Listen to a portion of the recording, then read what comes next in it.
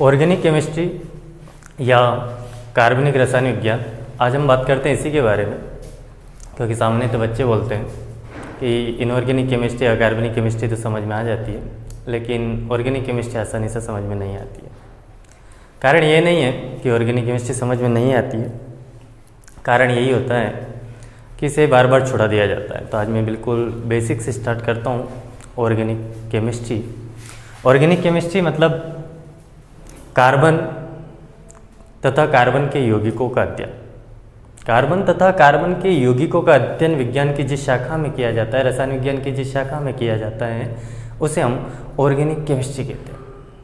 लेकिन अगर बात करें कि ऑर्गेनिक केमिस्ट्री क्या है, इसमें क्या होता है, कैसे होता है, तो संपूर्ण बात तो एक साथ मैं नहीं बता पाऊंगा। लेकिन हाँ, एक बात करते हैं यहाँ पर सबसे पहले कि ऑर्गेनिक केमिस्ट्री जो है, इसमें कार्बन व कार्बन के यौगिकों का अध्ययन किया जाता है। लेकिन एक सबसे इम्पोर्टेंट चीज़ जो इसमें है वो है कार्बनिक अभिक्रिया।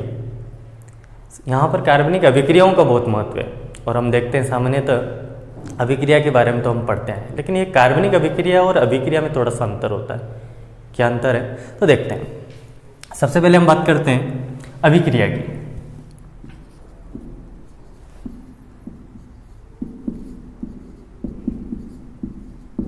अभिक्रिया रिएक्शन की बात करें तो सामान्यतः रिएक्शन में, अभिक्रिया में सबसे पहले हम लेते हैं अभिकारक।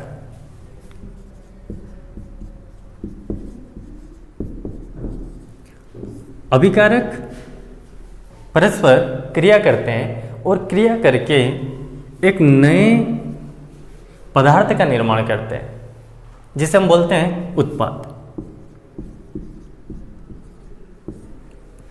ये हम बात करते हैं सामान्य अभिक्रिया में, लेकिन हम यहाँ पर बात कर रहे हैं आज ऑर्गेनिक केमिस्ट्री यानी कार्बनिक अभिक्रिया। अब कार्बनिक अभिक्रिया में क्या अंतर है तो देखते हैं।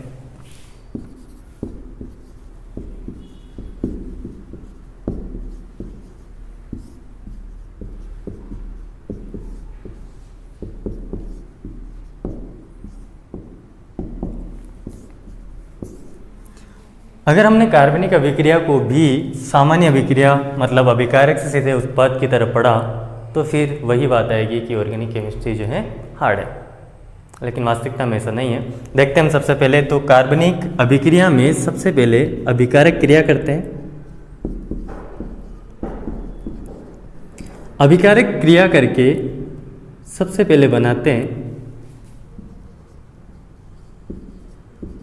मध्यवर्ती स्पीसीज। मध्यवर्ती स्पीसीज, और जब मध्यवर्ती स्पीसीज जो हैं ये अब कन्वर्ट होती हैं आगे की ओर उत्पाद में। बस यहाँ सबसे बड़ा अंतर यही है कि अभिकारक से सीधे उत्पाद नहीं, अभिकारक पहले क्रिया करके मध्यवर्ती का निर्माण करेंगे और मध्यवर्ती जो है वो चेंज होगा उत्पाद में। अब ये मध्यवर्ती स्पीसीज क्या है, तो एक एग्जांपल मैं यहाँ पर ले लेता हूँ, फिर उसके बारे में भी हम डिटेल से पढ़ेंगे। सबसे पहले हम लेते हैं यहाँ पर halo alkane CH3 CH2 Cl। इसका नाम हम सभी जानते हैं क्लोरोएथेन।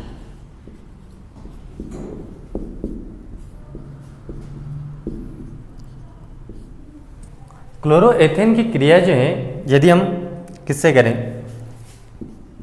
एल्कोहलिक केओस से करें, यानी पोटेशियम हाइड्रोक्साइड, और यहाँ पर हम केओस का जो माध्यम है, मीडियम है, वो लेंगे हम एल्कोहलिक यानी एल्कोहल। तो यहाँ हम लिख देते हैं एल्कोहलिक। अब सबसे पहले अगर यहाँ पर हम बात करें तो क्लोरोएथेन केओस से क्रिया करेगा और क्रिया करके यहाँ पर क्या उत्पाद बनता है। सबसे पहले अभी हम मध्यवर्ती स्पीसीज को पुनः इग्नोर कर रहे हैं और सीधे उत्पाद बनाते हैं। तो देखो उत्पाद बनेगा, यहाँ से पोटेशियम जो है वो क्लोरीन के साथ क्रिया करेगा और ये बना देगा यहाँ पर KCl, पोटेशियम क्लोराइड। और ये जो OH है, ये OH यहाँ पर क्रिया करेगा यहाँ पर किससे, इस वाले हाइड्रोजन परमाणु से, यानी जिस कार्बन परमाणु से हेलोजन परमाणु जुड़ा था उसके समीपवर्ती कार्बन परमाणु से, यानी इसे हम बीटा कार्बन परमाणु बोलेंगे और इस हाइड्रोजन को बीटा हाइड्रोजन परमाणु बोलेंगे। तो यहाँ पर बीटा हाइड्रोजन परमाणु से OH क्रिया करता है और H और OH आपस में क्रिया करके बना देते हैं H2।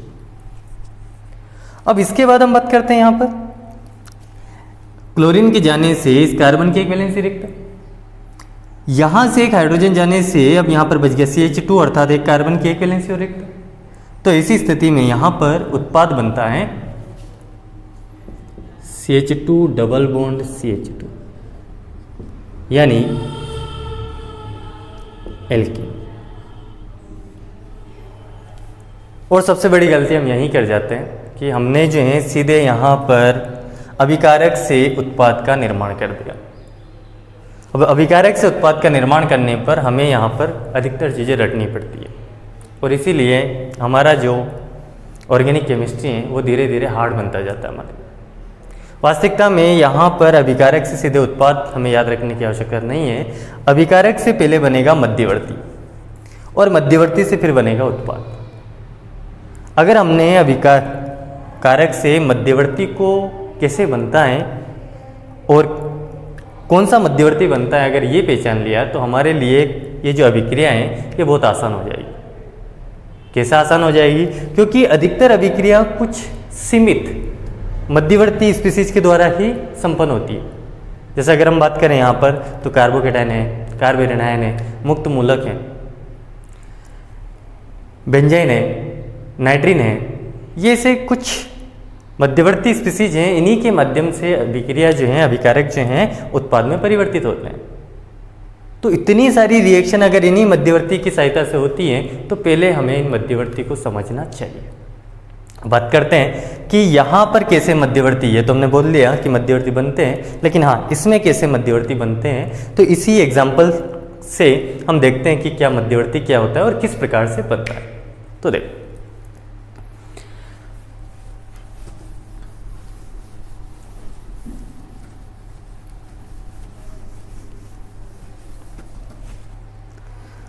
यहाँ पर हम देखते हैं सबसे पहले क्लोरोएथेन।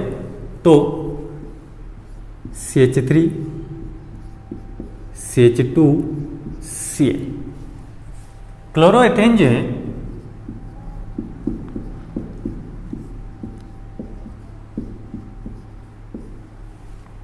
इसमें सबसे पहले यहाँ पर अगर हम देखें तो कार्बन और Cl यानी कार्बन और क्लोरीन के बीच जो बंध है इसमें से क्लोरीन परमाणु की विद्युत ऋणात्मकता अधिक है और क्लोरीन परमाणु की विद्युत ऋणात्मकता अधिक है। इसीलिए यहाँ पर जो क्लोरीन परमाणु है ये क्लोरीन परमाणु इलेक्ट्रॉन युग्म किसकी तरफ रहते हैं? क्लोरीन की ओर रहते हैं। अर्थात क्लोरीन यहाँ से इस इलेक्ट्रॉन युग्म को लेकर किसके रूप में चला जाता है? Cl माइनस के रूप में चला जाता है, क्योंकि क्लोरीन ने एक एकाकी इलेक्ट्रॉन युग्म यानी इस बंध का पूरा बंदी इलेक्ट्रॉन युग्म जो है अपने पास रख लिया एकाकी इलेक्ट्रॉन युग्म के रूप में, इसीलिए उसके ऊपर आ जाएगा माइनस। अब यही बात करें हम CH3 CH2 तो यहाँ पर ये जो कार्बन है इसका जो इसने साझे में एक इलेक्ट्रॉन दिया था वो इलेक्ट्रॉन क्लोरीन ले गया, इसलिए क्लोरीन के ऊपर ऋणावेश और चूंकि इसका इलेक्ट्रॉन चला गया इसलिए कार्बन के ऊपर आ जाएगा धनावेश। तो ये बन जाएगा यहाँ पर CH3 CH2 और कार्बन के ऊपर आ जाएगा एक प्लस। तो यहां पर बना है ethyl carbocation.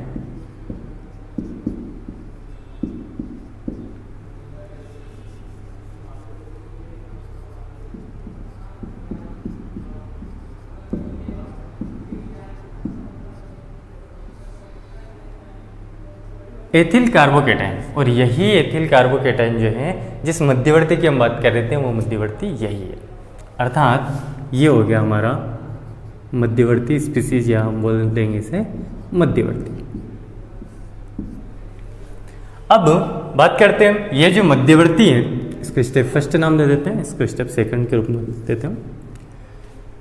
CH3 CH2 plus. अगर हम इसकी बात करें तो CH3 CH2 प्लस में ये जो कार्बन है यहाँ पर अगर हम बात करें तो इस कार्बन के साथ 3 हाइड्रोजन परमाणु जुड़े। अब इसमें से इन तीनों हाइड्रोजन परमाणु को हम इस प्रकार से लिख देते हैं यहाँ पर कार्बन, हाइड्रोजन, हाइड्रोजन और हाइड्रोजन। अब यहाँ पर धनावेश है, मतलब इस कार्बन के भाइतम कोश में 8 से कम इलेक्ट्रॉन है, इस कार्बन के भाइतम कोश में 6 इलेक्ट्रॉन। तो ऐसी स्थिति में यहाँ से ये जो कार्बन और हाइड्रोजन के बीच के इलेक्ट्रॉन युग्म है, ये इलेक्ट्रॉन युग्म आ जाता है यहाँ पर, और ये इलेक्ट्रॉन युग्म यहाँ पर आने से ये जो हाइड्रोजन है, चूंकि इसका इलेक्ट्रॉन युग्म यहाँ बंध में प्रयुक्त हो गया है, इसलिए इसका इलेक्ट्रॉन जो है यहाँ पर प्रयुक्त हो गया, इसलिए ये जो है यहाँ पर H+ के रूप में बाहर निकल जाएगा, -H+। और ये इलेक्ट्रॉन युग्म यहाँ पर आने के कारण अब ये बन जाएगा C डबल बॉन्ड C, इधर भी 2 हाइड्रोजन और इधर भी 2 हाइड्रोजन, यानी इस प्रकार से हम हाइड्रोजन और हाइड्रोजन, हाइड्रोजन और हाइड्रोजन। तो इस प्रकार से यहाँ पर निर्माण हो जाता है कार्बोकेटाइन से किसका, एल्कीन का। ये यहाँ पर कार्बनिक अभिक्रिया से किसका निर्माण हो गया, जो है सबसे पहले अभिकारक, कार्बनिक अभिक्रिया में सबसे पहले अभिकारक ने मध्यवर्ती का निर्माण किया और मध्यवर्ती कन्वर्ट हुआ किसमें, उत्पाद में। तो इस प्रकार से अगर हम यहाँ पर अभिकारक, उत्पाद और मध्यवर्ती को समझते हुए पढ़ें तो जो ऑर्गेनिक केमिस्ट्री है वो यहाँ पर हमें बहुत ही सिंपल लगेगी और हमें आसानी से समझ में आएगा कि कोई भी अभिक्रिया जो है कैसे संपन्न होती है। अब सबसे पहले अगर हम यहाँ पर बात करें कि कार्बनिक अभिक्रिया जो है, इस कार्बनिक अभिक्रिया में अभिकारक से मध्यवर्ती का निर्माण तो हुआ, ये मैंने आपको बता दिया कैसे हुआ, और मध्यवर्ती से उत्पाद का निर्माण कैसे हुआ ये भी हमने यहाँ पर देख लिया। लेकिन अब अगर हम यहाँ पर बात करें तो कार्बनिक अभिक्रिया में वास्तविकता में होता क्या है, कार्बनिक अभिक्रिया में अभिकारक जो हैं इसके बंध टूटते हैं, अभिकारक जो है इसके बंध, यहाँ पर क्या हुआ है, कार्बन और क्लोरीन के मध्य का बंध टूटा है। अभिकारक के बंध जो टूटते हैं इसे हम बोलते हैं पुराने बंध का टूटना, पुराने बंध का टूटना। और यहाँ पर जो नए बंध बनते हैं, नए बंध कौन सा बना है, मध्यवर्ती से उत्पाद पे चलें तो यहाँ पर एक डबल बॉन्ड बना है जो पहले नहीं था, यहाँ पर डबल बॉन्ड नहीं था लेकिन अब डबल बॉन्ड। तो जो नए बंध का निर्माण होता है इन्हें हम, जो उत्पाद में बंध का निर्माण होता है इन्हें हम बोलते हैं नया बंध। तो कार्बनिक अभिक्रिया में पुराने आबंध टूटते हैं तथा नए आबंध का निर्माण होता है।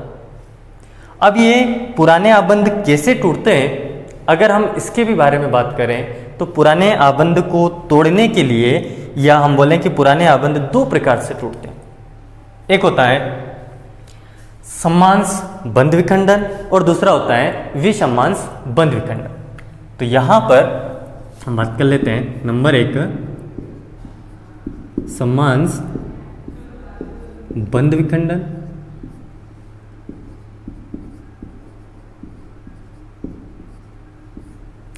और नंबर 2 पॉइंट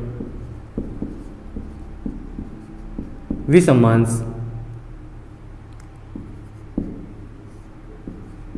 बंध विखंडन।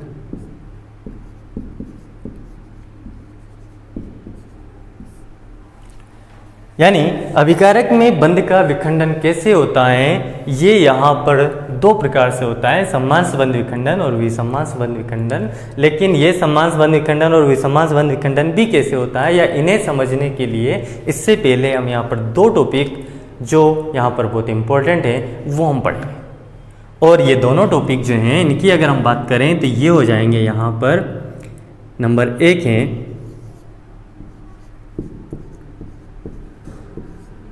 प्रेरणिक या प्रेरण प्रभाव,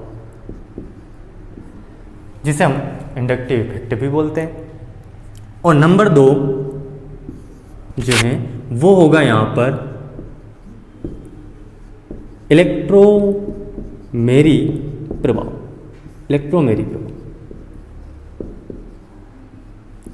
ये दोनों इफेक्ट हमारे समझ में आएंगे तभी हमें पता चलेगा कि बॉन्ड विखंडन जो है ये बॉन्ड क्लीवेज जो है, आवंध विखंडन जो है, आवंध विदलन जो है, ये कैसे होता है और किस प्रकार से संपन्न होता है। हमें कैसे पता चलेगा कि इलेक्ट्रॉन युग्म किसके साथ जाएगा, किसके साथ नहीं जाएगा, सिग्मा बॉन्ड का इलेक्ट्रॉन युग्म किसके पास जाएगा, पाई बॉन्ड का इलेक्ट्रॉन युग्म कौन से परमाणु पे जाएगा, इन सब के बारे में जानने के लिए पहले हम प्रेरणिक प्रभाव, इलेक्ट्रोमेरी प्रभाव पढ़ेंगे। फिर हम देखेंगे कि अगर बंद विखंडन में इलेक्ट्रॉन युग्म पूर्ण रूप से स्थानांतरित होता है तो हम पूरे तीर के चिन्ह का प्रयोग करते हैं, लेकिन अगर एक ही इलेक्ट्रॉन का स्थानांतरण होता है तो हम अर्ध तीर के चिन्ह का प्रयोग करते हैं। तो इस टॉपिक पे हम बाद में बात करते हैं, प्रेरणिक प्रभाव और इलेक्ट्रोमेरी प्रभाव। ठीक है, अभी फिलहाल यहाँ पर हम बात करते हैं, वापस से 2 मिनट में रिवाइज कर देता हूँ जो हमने पढ़ा है। ऑर्गेनिक केमिस्ट्री यानी कार्बनिक रसायन विज्ञान।